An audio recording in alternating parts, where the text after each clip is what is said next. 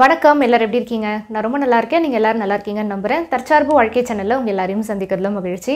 நம்ம 12 பிரபஞ்ச விதிகளை தொடர்ந்து பார்த்துட்டு இருக்கோம். அதுல போன வீடியோஸ்ல வந்து பாத்தீங்கன்னா law of correspondence, law of cause and effect, law of compensation, vibration, relativity இந்த மாதிரி நிறைய தியரிஸ் நம்ம வந்து போன வீடியோஸ்ல பார்த்துருந்தோம்.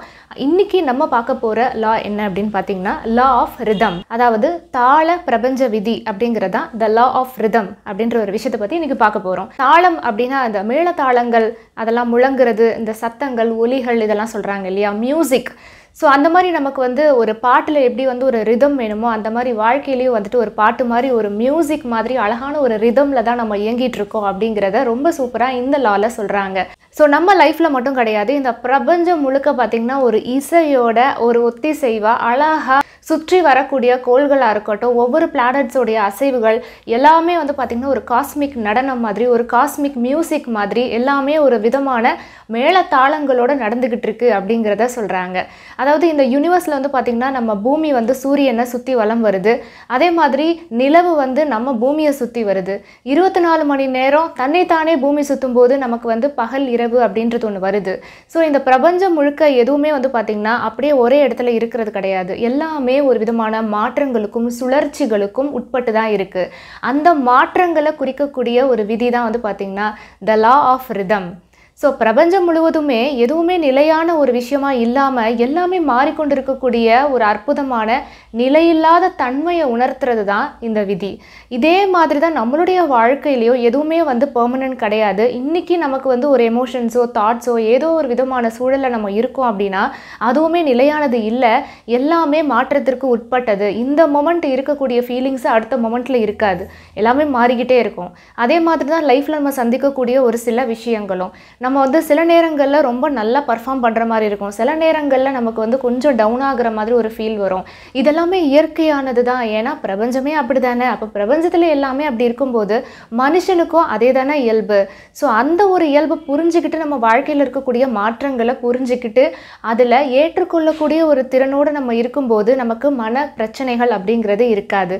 மகிழ்வோடு இருக்கிறதுக்கு ஒரே தீர்வு என்ன அப்படின்னா பிரபஞ்சம் முழுவதுமே எல்லாமே மாற்றத்துக்கு உட்பட்டு இருக்குது அப்படிங்கும்போது மனித வாழ்க்கையும் அதே போல தான் அப்படின்ற புரிதல் மூலமாக ஒவ்வொரு நிகழ்வுகளும் ஒவ்வொரு மாற்றங்களையும் அந்தந்த நொடி பொழுதில் நாம் எப்படி அதை ஏற்றுக்கிட்டு சந்தோஷமாக அந்த வாழ்க்கையை நம்ம வாழ்கிறோம் அப்படிங்கிறது தான் லா ஆஃப் ரிதம்.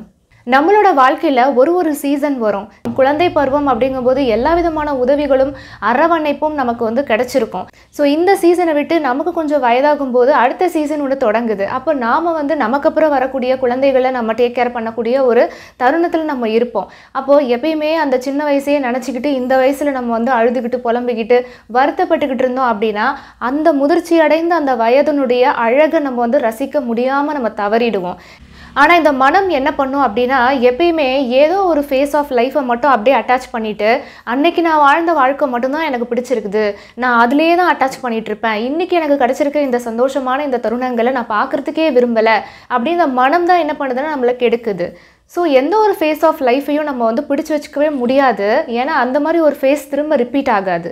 ஒரு மொமெண்ட்டில் நமக்கு இன்றைக்கி கிடைக்கக்கூடிய அந்த ஃபீலிங்ஸ் வந்து மறுபடியும் நெக்ஸ்ட் மொமெண்ட்டில் நமக்கு ரிப்பீட் ஆகாதுங்கும் போது என்றைக்கோ நமக்கு சின்ன வயசில் இருந்த ஒரு நிகழ்வுகளும் அந்த மொமெண்ட் ஆஃப் லைஃப் திரும்பவும் இன்றைக்கி இதே மாதிரி எனக்கு கிடைக்கணும் அப்படின்னு நினைக்கிறது முட்டாள்தனம். இப்போ நமக்கு என்ன மாதிரியான சூழ்நிலை கிடைச்சிருக்குதோ அதை பெட்டராக நாம் அதை மாற்றிக்கலாமோ தவிர ஏற்கனவே இருந்த மாதிரியோ இல்லை நம்ம தோற்றத்தை அது மாதிரி கொண்டு வரதோ இல்லை அந்த மொமெண்ட்டில் மாதிரியே இன்னைக்கு நான் ரீக்ரியேட் பண்ணணும் அப்படின்னு நினைச்சாலுமே அது சாத்தியம் இல்லாத ஒரு விஷயம்.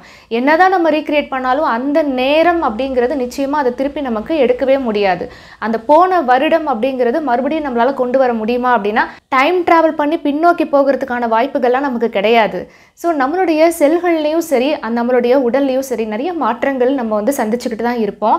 அதை மீறி தான் நாம் ஒவ்வொரு மொமெண்ட் ஆஃப் லைஃப்லையும் ஒவ்வொரு ஃபேஸஸ்லையும் நம்ம சந்திக்கக்கூடிய சூழ்நிலைகள் எல்லாத்தையுமே நம்ம அழகாக கையாளுறோம். ஸோ அதுதான் வாழ்க்கை அப்படின்னாலே ஒரு சைக்கிள் போய்கிட்டே இருக்கும். நம்ம தொடர்ச்சியாக நம்ம நகர்ந்து போகிறது தான் ஆற்றலுடைய தன்மையே. எனர்ஜி அப்படின்னாலே அது ஒரு மோஷனில் இருக்கும், அது ஸ்டாட்டிக்காக அப்படியே ஒரே இடத்துல நிற்கிறது கிடையாது. ஸோ ஒரு மோஷனில் இருக்குது அப்படிங்கும்போது பிரபஞ்சம் முழுவதும் எல்லாமே ஒத்திசைவோட ஒரு ரிதமில் ஒரு காஸ்மிக்கான அழகான ஒரு தருணத்தில் எல்லாமே அது தன்னைத்தானே சுற்றிக்கிட்டு சுழண்டுக்கிட்டு அது ஒரு அழகான ஒரு பிரபஞ்ச நடனம், ஒரு காஸ்மிக் டான்ஸ் மாதிரி அது நடந்துகிட்டு இருக்கு. ஒரு மேளதாளங்கள் எப்படி வந்து ஒரு ஆர்கெஸ்ட்ரா கேமரால ஒரு டைரக்டர் வந்து ஒரு மியூசிக்கை கண்டக்ட் பண்ணும்போது ஒத்திசைவாக எல்லாரும் ஒரே மாதிரி அந்த இசை கருவிகள்லாம் வாசிக்கிறாங்களோ அதே போல தான் இந்த பிரபஞ்சத்தில் கோள்கள் எல்லாமே தன்னைத்தானே சுற்றிக்கிட்டு சுழண்டுக்கிட்டு ஏதோ ஒரு விதமான மோஷனில் ஒரு அசைவுகளோடு அது இயங்கிட்டு இருக்கு. இந்த அற்புதமான இந்த பிரபஞ்சத்தினுடைய இந்த லா ஆஃப் ரிதமை நம்ம புரிஞ்சுக்கிறது மூலமாக அதே மாதிரி தான் நம்மளுடைய வாழ்க்கையும் ஒரு விதமான சுழற்சிக்கு உட்பட்டு தான் ஒரு நாள் ஒரு மாதிரி இருக்கும், அடுத்த நாள் வேறு மாதிரி இருக்கும், இப்படி ஒரு சைக்கிளில் போய்கிட்டே இருக்கும். எதுவுமே நமக்கு இந்த மொமெண்ட்டில் இருக்கிற மாதிரி அடுத்த மொமெண்ட் ரிப்பீட் ஆகாது, இதுவும் கடந்து போகும், இதுவும் நிலையற்றது அப்படின்றத புரிஞ்சுக்கிறது மூலமாக மகிழ்ச்சியாக நம்மளால இருக்க முடியும். அதே போல தான் நம்மளுடைய மனதில் நடக்கக்கூடிய சில போராட்டங்கள், கோபம், வெறுப்பு, கவலை, அடுத்தவர்கள் மேலே இருக்கக்கூடிய ஒரு சில மனக்கசப்புகள், இப்படி எதை எடுத்துக்கிட்டாலுமே மனதில் தோன்றக்கூடிய அத்தனையுமே மாற்றத்திற்கு உட்பட்டது. இன்னைக்கு இருக்கக்கூடிய உணர்ச்சி போலவே அடுத்த மொமெண்ட்லேயோ இல்லை அடுத்த நாளோ நமக்கு வந்து இருக்க போகிறதில்லை.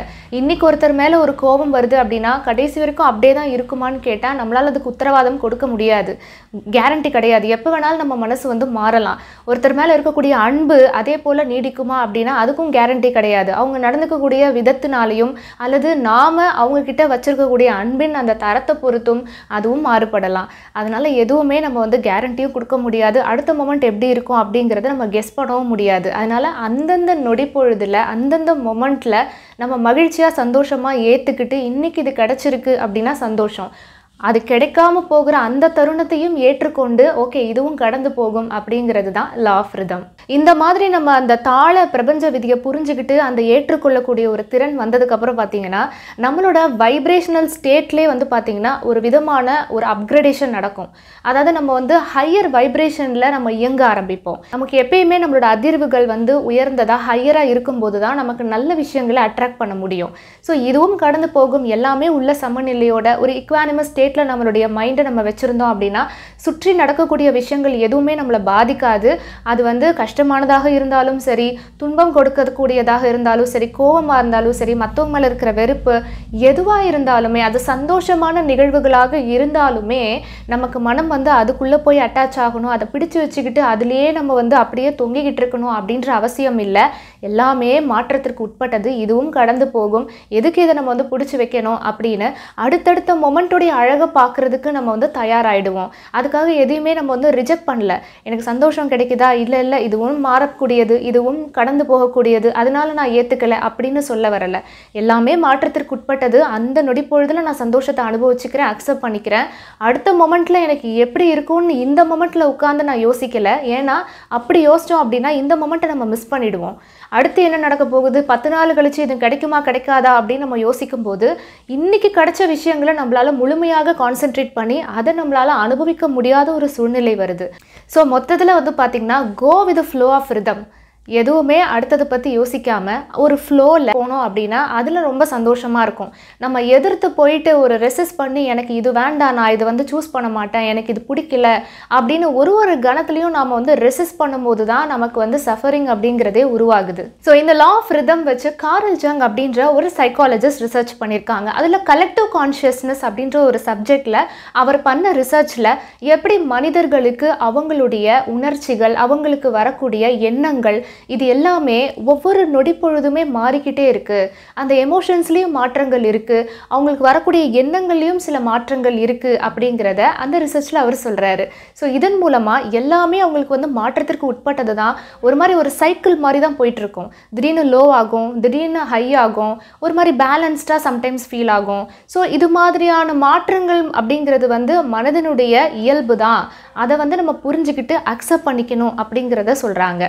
அதே மாதிரி நம்மளுடைய உடல்லையும் வந்து பார்த்திங்கன்னா ஒரு பயாலஜிக்கல் கிளாக் இருக்குது, சிர்காடியம் ரிதம் அப்படின்னு இருக்குது. 24 மணி நேரமும் நாம் எப்படி வந்து ஒவ்வொரு நாளும் தொடர்ந்து நம்மளுடைய வேலைகள், நம்ம தூக்கம், நம்மளுடைய உணவு பழக்கம் இதெல்லாம் இருக்கோ அதே போல் தான் நம்மளுடைய உடல் வந்து அந்த ஒரு ரிதம்க்கு பழகிரும், அப்படியே தான் இருக்கும். நம்ம அதை மாற்றம் செய்யும்போது பார்த்திங்கன்னா நமக்கு அந்த இடத்துல ஒரு டிஸ்டர்பன்ஸ் க்ரியேட் ஆகுது இல்லையா. ஸோ எப்படி உடல் அளவில் அந்த சைக்கிள் அப்படின்றத ஃபாலோ பண்ணுதோ அந்த மாதிரி தான் நம்ம மனசுலேயுமே எமோஷன்ஸாக இருக்கட்டும், தாட்ஸாக இருக்கட்டும், நமக்கு வர்ற எந்த விதமான உணர்ச்சி சம்மந்தப்பட்ட விஷயங்களும் அப்படி தான். அடுத்தது வந்து எக்கனாமிக் ரிதம். பணம் சார்ந்த தொழில் சார்ந்த விஷயங்கள்லையும் நம்மளால் வந்து அந்த சேஞ்சஸை உணர முடியும். உலக பொருளாதாரத்தையே நம்ம வந்து ஒரு உதாரணத்துக்கு எடுத்துக்கலாம். சில நேரங்களில் ஒரு சில நாடுகளில் பார்த்திங்கன்னா நல்ல ஒரு பொருளாதார முன்னேற்றத்தை அவங்க வந்து ஃபேஸ் பண்ணியிருப்பாங்க. சில நேரத்தில் பார்த்திங்கன்னா ஒரு ரெசெஷன் பீரியட் வரும். அப்போ வந்து சரிவை வந்து சந்திக்கிறாங்க. இப்படி நாடுகளுக்கே வந்து பொருளாதாரத்தில் ஒரு சில விதமான அந்த ரிதமை வந்து ஃபாலோ பண்ணுது. அதே போல தான் ஒவ்வொரு தனி மனிதனுடைய அந்த பொருளாதார ரீதியாக சில நேரங்களில் ஒரு நல்ல லாபகரமான ஒரு தொழில் வந்து முன்னேறிக்கிட்டு இருக்கும்.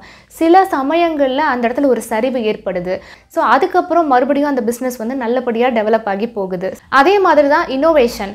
பல விஷயங்கள் நம்ம கண்டுபிடிக்கிறோம். மனிதர்களுடைய கம்ஃபர்ட்காகவும் நாம் பயன்படுத்தக்கூடிய பொருட்களை வந்து இன்னும் நேரத்தை மிச்சப்படுத்துறதுக்காகவும் நம்மளுடைய கம்ஃபர்ட்க்கு ஏற்ற மாதிரி அந்த வடிவங்கள் எல்லாம் மாறிக்கிட்டே தான் இருக்குது. ஸோ அடுத்தது இந்த லா ஆஃப் ரிதமை நம்மளோட வாழ்க்கையில் அன்றாடம் எப்படி இதை ப்ராக்டிஸில் கொண்டு வரது அப்படிங்கிறத பார்க்கலாம். Number 1, awareness.